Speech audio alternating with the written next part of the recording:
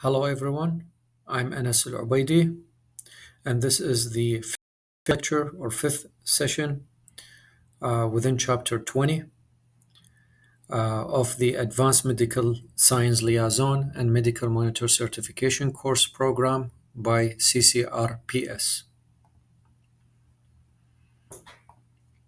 As the chapter is about the specialized monitoring techniques, and the topic for this lecture will be about monitoring of neurology and infectious disease trials. Introduction.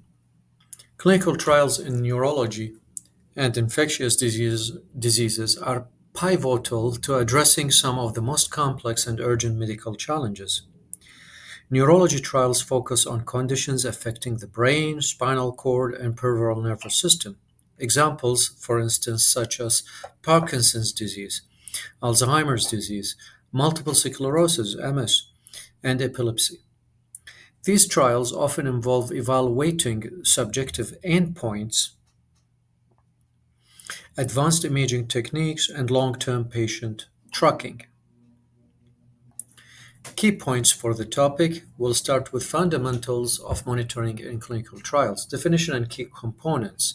Monitoring involves ensuring that trial conduct complies with the protocol, regulatory standards, and good clinical practice, GCP, while maintaining participant safety and data integrity.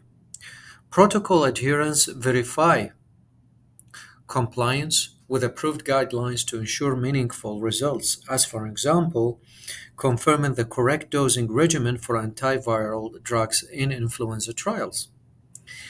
Data integrity, as data must be accurate, consistent, and complete to maintain credibility.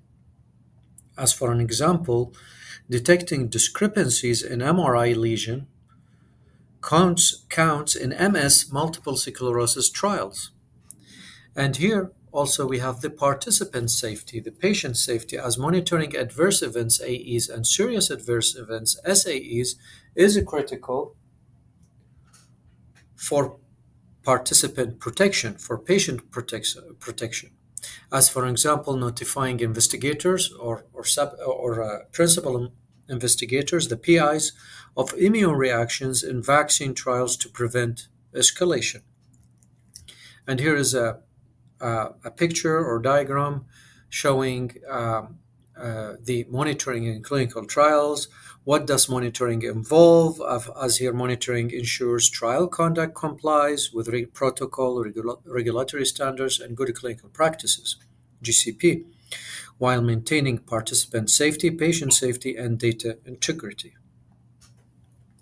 Then we have the key stakeholders in clinical monitoring. As the stakeholders, we have the sponsors, investigators, or principal investigators, PIs, data monitoring committees, DMCs for short, and regulatory authorities or regulatory agencies.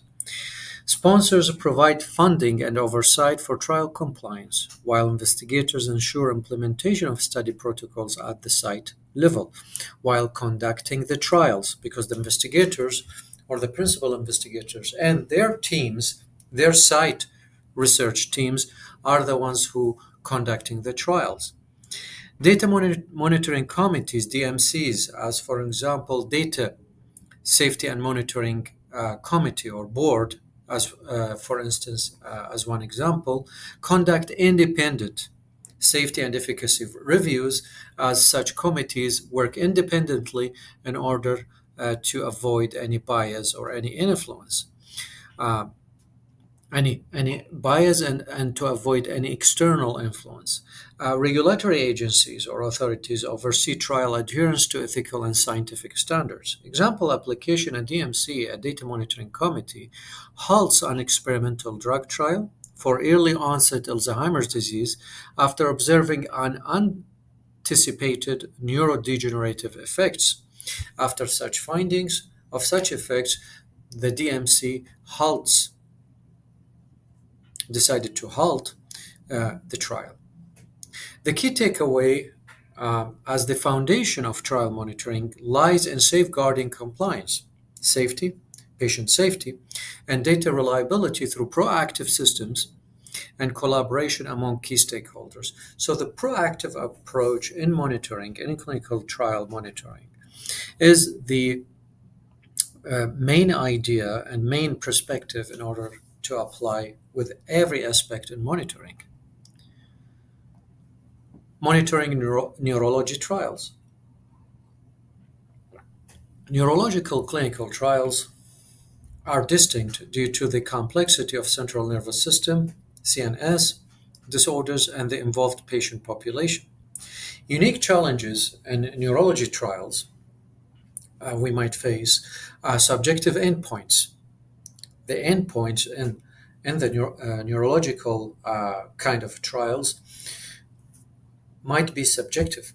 So, neurology trials frequently rely on subjective measures like motor function or memory scores, leading to variations in assessments. And this is very, very much familiar and common in neurology clinical trials.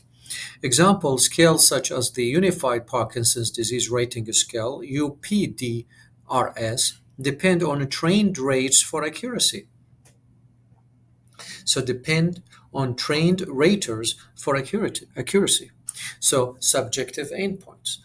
Patient cognitive impairments, as neurological conditions like Alzheimer's or stroke may hinder adherence or understanding of trial requirements. As for example, Alzheimer's patients may miss dosage schedules due to memory deficits.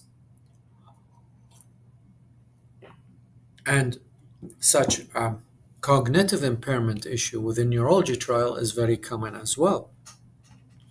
And here's a nice diagram on unique challenges in neurology trials, as we have complexity of CNS disorders, patient population characteristics, and they share both the unique challenges.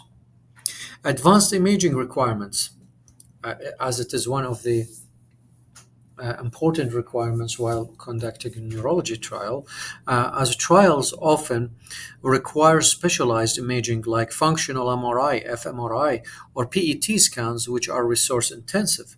Example, tracking brain atrophy progression in multiple sclerosis and MS through volumetric MRI.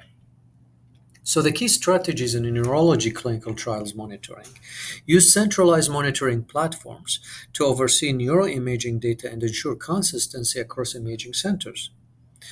As for example, a centralized repository for brain scans reduces inter-site variability in lesion measurement. Rely on validated clinical skills. Another strategy, in addition to the centralized monitoring platforms, relying on validated clinical skills and train raters to ensure inter-rater reliability. As for example, training raters to assess motor symptoms uniformly in amyotrophic lateral sclerosis (ALS) trials. Provide real-time data collection tools. Another strategy also as well to be added while monitoring in neurology trials is to provide real-time data collection tools like electronic diaries or wearable EEGs for continuous monitoring of neurological activity. The real-world application: monitoring an epilepsy trial with remote EEG devices to capture seizures events while cross-referencing patient-reported outcomes enhances endpoint accuracy. Monitoring infectious disease trials. Handling trials for infectious diseases requires addressing the unique demands of rapidly evolving pathogens and diverse populations. The unique challenges in the infectious disease trials: we have the pathogen evolution, and this is very common and first to come in mind as a challenge, as a unique challenge that is particularly or specified within the infectious disease trials. Pathogen evolution, as infectious diseases like COVID-19 or influenza can mutate during trials, impacting vaccine or drug efficacy. As for example, mid-trial emergence of SARS-CoV-2 variants prompted rapid study redesigns. High-risk interventions. Experimental therapies such as live-attenuated or live-attenuated vaccines require intensive safety oversight. Example, monitoring immune responses after Ebola vaccine administrations. So, pathogen evolution, and we have high risk interventions, unique challenges. Also,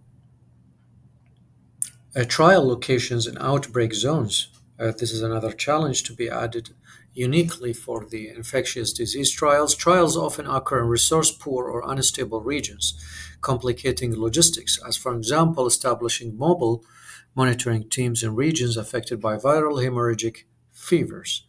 And here's a summarized diagram on the challenges in infectious disease trials, as we have the pathogen evolution, trial design, population diversity, and data management.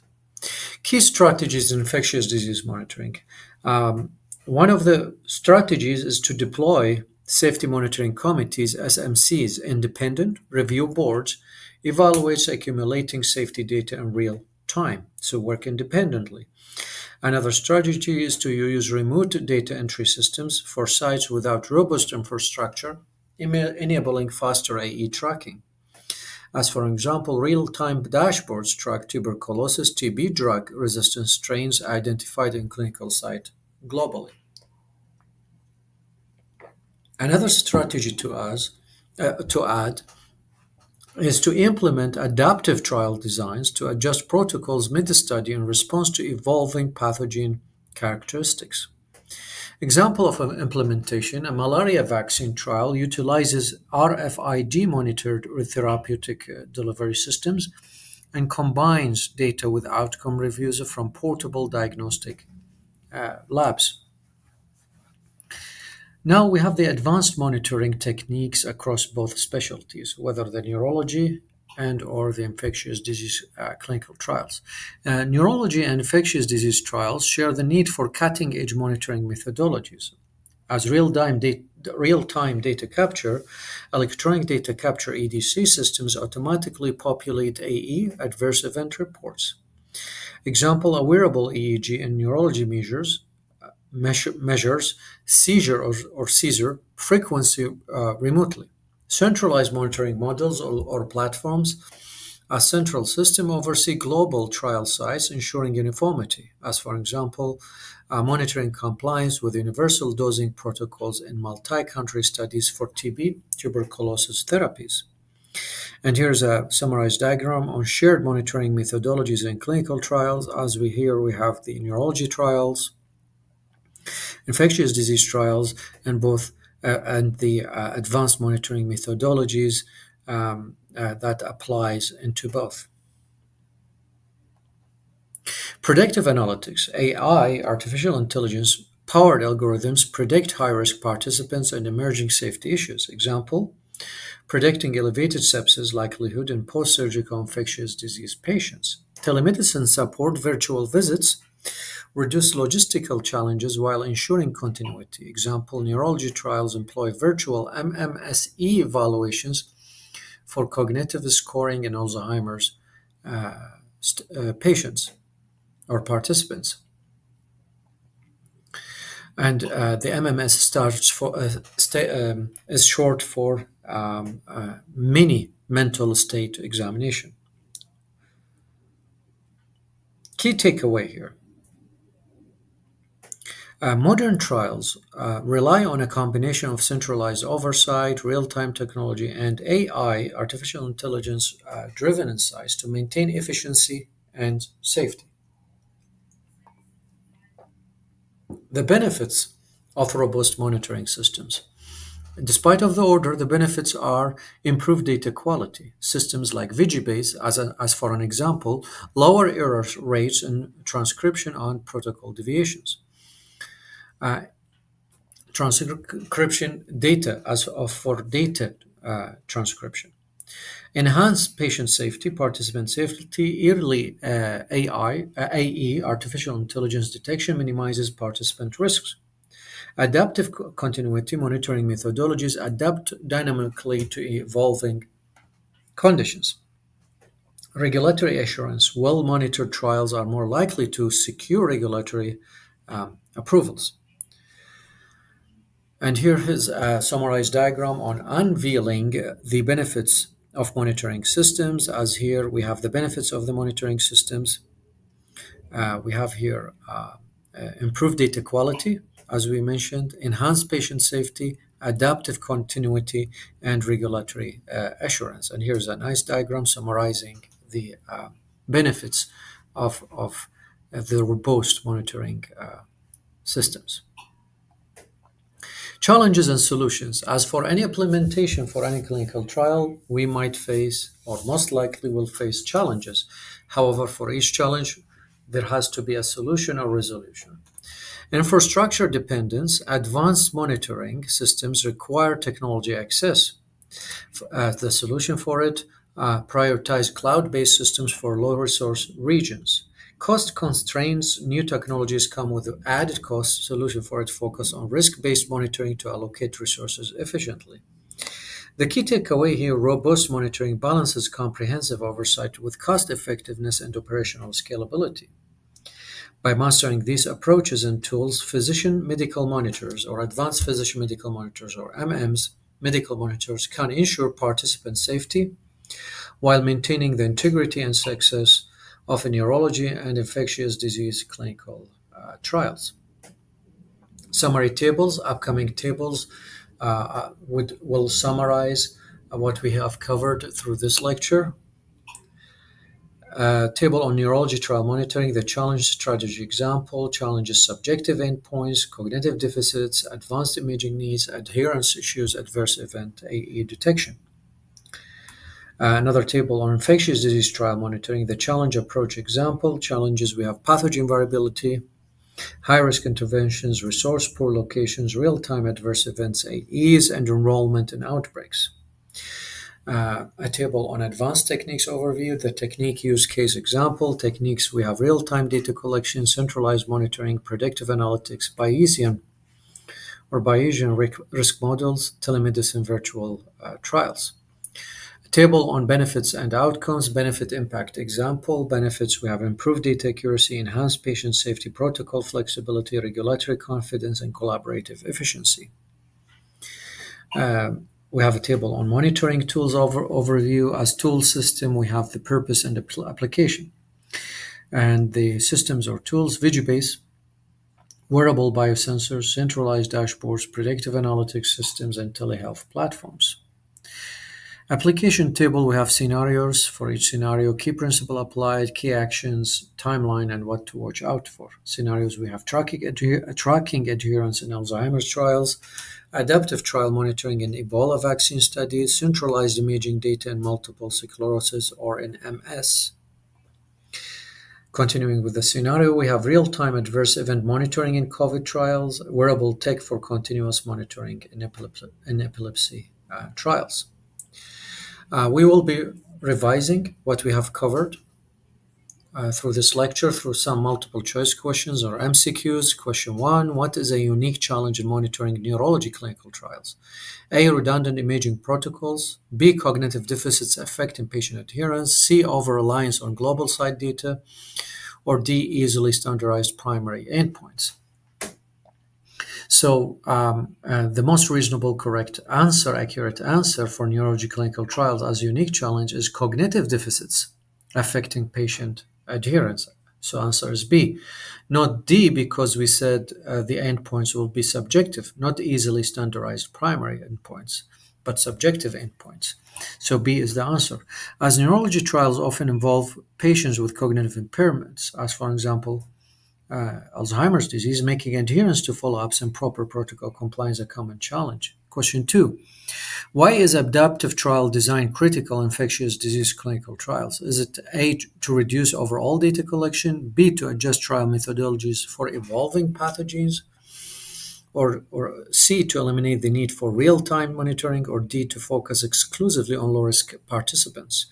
So the most reasonable answer, and that would apply from the four choices in infectious disease clinical trials, would be the evolving pathogens. So B, to adjust trial methodologies for evolving pathogens as pathogens, examples like influenza and COVID-19 will keep evolving. So B is the answer. Infectious disease trials often face the emergence of a new pathogen variants, as an example, COVID-19, requiring adaptive trial designs to split or modify study arms for current conditions. Question 3. Which tool improves continuous patient monitoring in neurology trials? Is it A, VG-based for global adverse events, B, wearable EEG devices for real-time data collection, C, manual data input forms, or D, decentralized biosensor algorithms? So the answer would be B. Why? Because of real-time data collection. So wearable EEG devices for real-time data collection. As B is the answer, as wearable EEG devices enable continuous metrics tracking such as seizure activity, providing accurate and timely data for neurological studies. Question 4. What technique helps address imaging variability in infectious disease trials? Is it A, use of adaptive monitoring approaches, B, centralized imaging protocol reviews, C, ignoring imaging variability among sites, or D, extensive reliance on paper-based monitoring? So the most reasonable, correct answer would be B. Of course, no C, not ignoring, not paper-based monitoring, D. Adaptive monitoring approach, as adaptive means flexible trial design in order to cope whatever changes that might have been occur. But here it's asking technique helps address imaging variability, variability in infectious disease trials, and the most suitable one would be B, as centralized imaging protocol reviews, very much addressing the imaging variability in the trial. So B is the answer. Centralized reviews ensure imaging data consistency across sites and minimize variability in infectious disease clinical trials involving multi-center operations. Question 5. How do predictive analytics benefit infectious disease trials? A, they forecast adverse event risks in specific populations. B, they analyze imaging inconsistencies. C, they focus solely on reducing endpoint complexity. Or D, they eliminate the need for manual oversight. So, predictive analytics approach or method is to forecast, as A is the answer, they forecast adverse event AE risks in specific populations. As the predictive analytics utilize patient data to identify those at higher risk of adverse effects, AEs, enabling proactive interventions and enhancing trial safety. And here we come to end of this lecture. Thank you very much and goodbye.